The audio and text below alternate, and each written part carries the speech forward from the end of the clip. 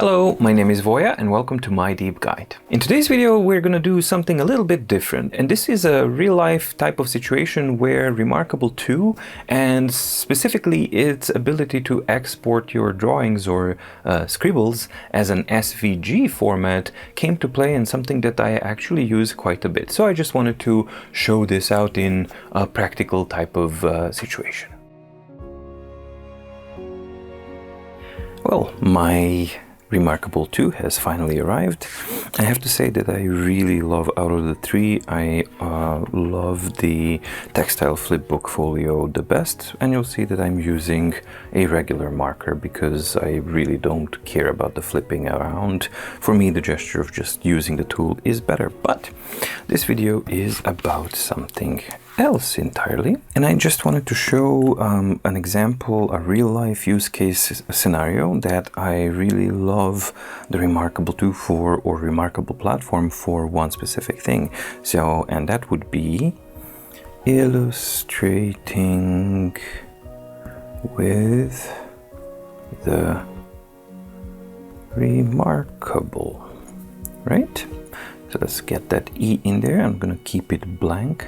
So I'm just going to create a new notebook.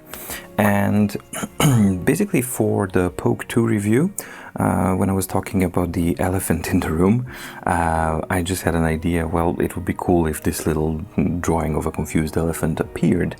And instead of going in, searching through stock art and all that kind of stuff, it was far easier to actually just grab the reMarkable, doodle out what I wanted to draw, and export as an SVG, and then finish it off in Photoshop.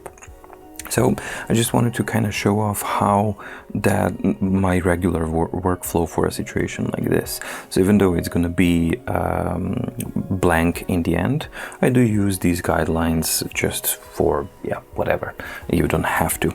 The key thing here is to think in layers. So I wanted to start with just the body, and that body is going to be something like this, and then we're gonna have back legs, just little stumpy black back legs. And now I'm gonna rename this layer, and I'm gonna call it body, and I'm gonna add another layer. So now in this layer on top, I'm going to add the front feet, and now I can just switch back to the original body layer. Let's rename this to front legs,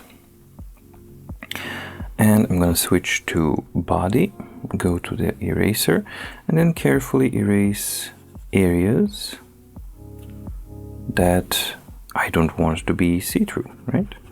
So like this, and then get rid of the remnants of the back legs. So that's my kind of beginning here. Now I can go into another layer, and let's name this head, right? So in this one I'm going to start with the ears, and the whole idea is to have just kind of small details that you might want to have. And let's do the trunk.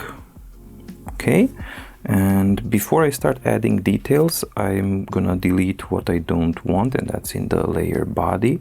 I'm again gonna simply erase this stuff so that it works properly. So here we are. Let's see, we're in mechanical pencil. Yeah, I wish I was in fine liner to begin with, but yeah, what can you do? So I'll continue with the fine liner. There we go. And sometimes I'm okay with the doubled lines. That's just something that I personally kind of like. So I'm just gonna add a couple of lines here and there to make the shape, and I'm just gonna add trunk lines. So just something like this until we end up here. All right. And maybe a little bit of a bone structure there. So once that's done, now I can go into another layer, and we're gonna call this guy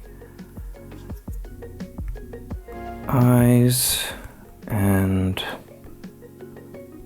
mouth. In there. So this is eyes and mouth, and I'm just gonna now add big confused eyes.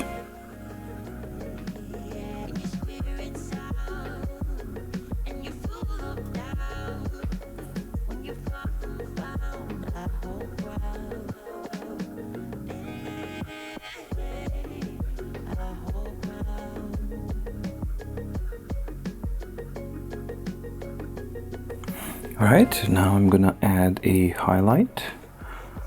By switching to white, I'm just gonna add a highlight in the same position for the eyes so that they look okay. And I think I'm going to add just a little hint of uncomfortableness here. There. So now he's a little bit less comfortable and not too happy. Let's add eyebrows as well. Well, no, not like that. Yes, I know they don't have eyebrows like this. That's not the point.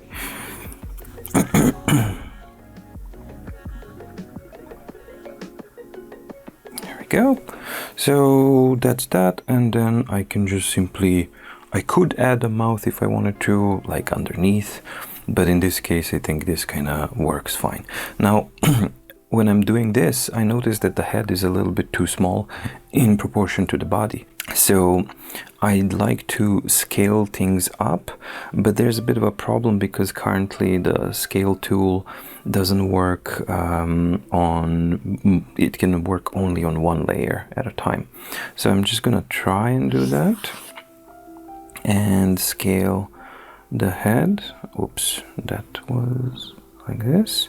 And then I'll try to scale the eyes as well until I have something that kind of matches. So let's try and get it like this. All right, let's say that that's okay, and then I'm gonna go to eyes and mouth and scale that up as well. Now let's put it somewhere around here.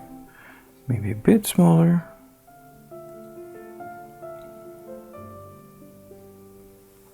Alright, something like this, good enough.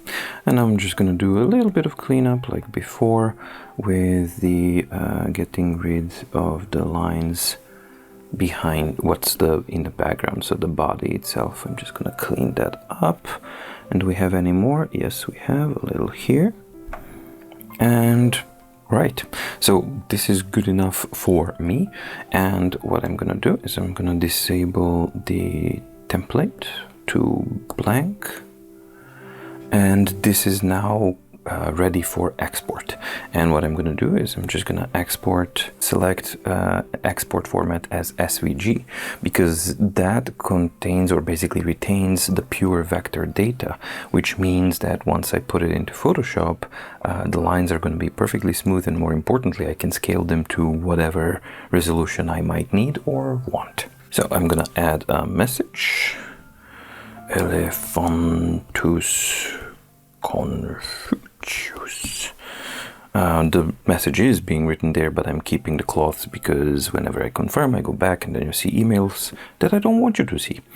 And then we're gonna set a file name, which is going to be elephant.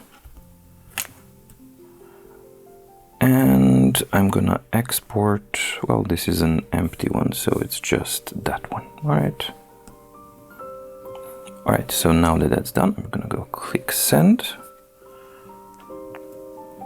And the file has been sent. So now we can switch over to the computer. All right, so here we are now in Photoshop, and I'm simply going to open the file that I sent to myself, and that's called the elephant page 1 SVG.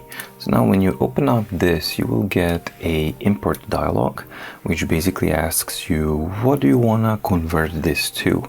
And because this is pure vector data, yeah, I'm allowed to go to as high as you want, basically. And so if you wanted to do print quality, like, it's entirely possible using this technique. So for me and these purposes, this is more than enough. I'm just gonna go OK. Now it's converting and importing, and once it's done, I should see the elephant. There we go. So the elephant is here, and yeah, this is basically how it's set up. Now you'll see that the jagged lines are exported, so basically even as vector data, that's one of the things that I'm not too happy about. You can see how jaggedy these things do get, so that's not exactly the best, so to speak, and there's nothing you can do about it. That's just simply, yeah, this. So for example, these were all straight lines, but they get all kind of janky, so to speak, because simply the data is not refined perfectly. But for very small type of casual type of things, for me, quick little sketches and quick little things, this works pretty much okay. So the next thing, and of course, yeah, the layers are not exported. That would have been also awesome, but you can always duplicate the page, and then you enable disable layers. So basically in this case, if I had 5 or 4 layers, let's say I had 4 layers, then one page would be layer 1, the other page would be layer 2, layer 3, layer 4. You import those, and then you can actually condense them into one multi-layer document should you choose to do so. It's not ideal, but it's definitely possible. So in this case, I'm just gonna pick a color, and let's just do, he can't, it's not a closed line. All right, fine. So I'm gonna use a quick selection tool like so. I think that's pretty much okay. So I'm gonna invert the selection, and now I'm gonna start painting on a new layer, and this color is fine, so I'm just gonna add a new layer and rearrange this to be on top. And let's now get into, this one I will arrange transparency so that we have, there we go. So I'm just gonna lower this a little bit down to get rid of the white so that everything else is transparent. Make sure that I have a pale gray here, and then just paint like so. There we go. So now he's painted. I'm gonna zoom in here and use a little bit darker gray. It's much smaller brush, harder brush as well. And make sure that I get this stuff here done, so that we get some shading on the darker legs so that they pop a little bit. And there we go. Now we go here and we do the same thing here.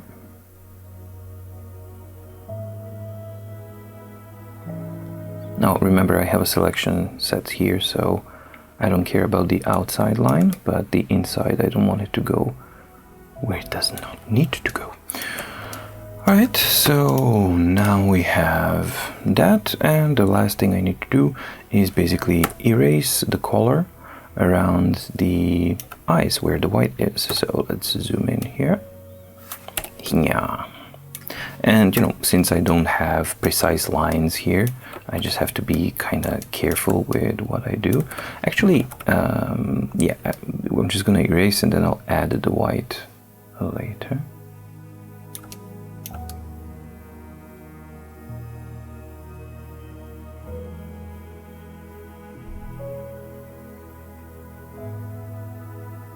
I'm just gonna drop it down here to kind of get a nice shape of the eye itself. Let's fill this in, because I erased a little bit too much there. And let's continue erasing. Alright, let's erase the other one.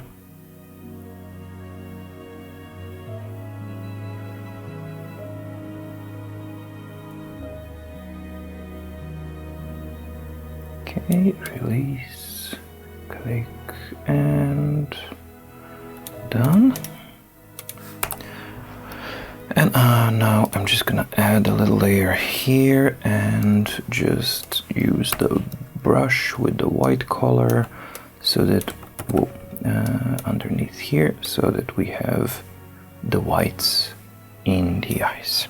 And now I can just deselect, and there you go. So there's one more thing I need to do. There's a bit of dirtiness here. There. So we get rid of that, and then finally we're just gonna crop down to something that's usable. He's fairly square, so I'm just gonna use 1:1 ratio. This is okay. And then I can just scale this to usable format, in this case maybe 2048 by 2049. No thanks, I want 48 by 48. Alright, fine.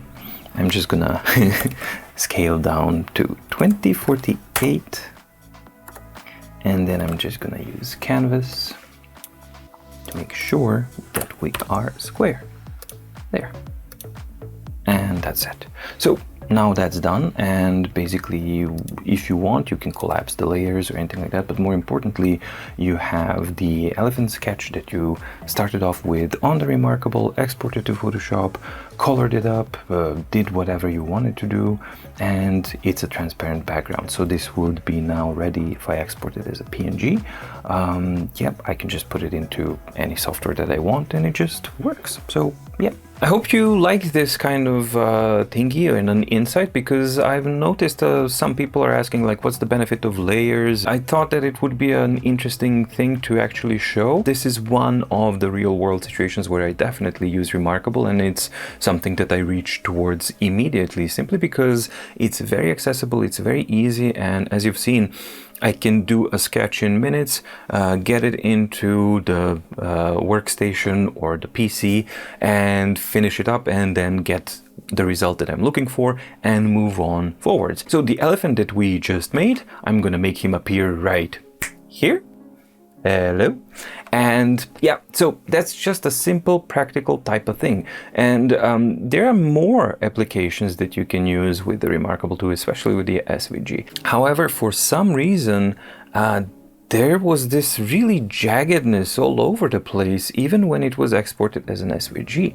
And the only way that that can happen is if the actual vector data is all kind of jaggedy, because basically what the SVG is exporting is just an array of or a collection of strokes, and each stroke is defined by points and how the points are being interpolated, how the vector or the curve is being interpolated between those points. So something is a little bit off. I'm not too sure what, but I do hope that they fix that kind of soon, so that we can get a little bit more smoother results, because this makes this super awesome ability to actually export as an SVG. It kind of limits it quite a bit, because it's, for me at least, it's valid only for very sketchy type of situations, and it would be nice to actually be able to use it for even more polished type of situations and things like that. Either way, for me, this how it is works for these types of things, and hopefully you've learned something or saw something that you find useful as well. If you did, and if you liked the video, please like and subscribe and ding the notifications bell so that you can get notified when the new videos come along. Thank you so much for watching. Thank you so much for the support. If you want to support further, check out the Patreon site. You get like extra content, bloggy, vloggy, behind the scenes type of stuff, if that's something that you might be interested in. Stay safe, stay healthy, and see you in the next video. Bye!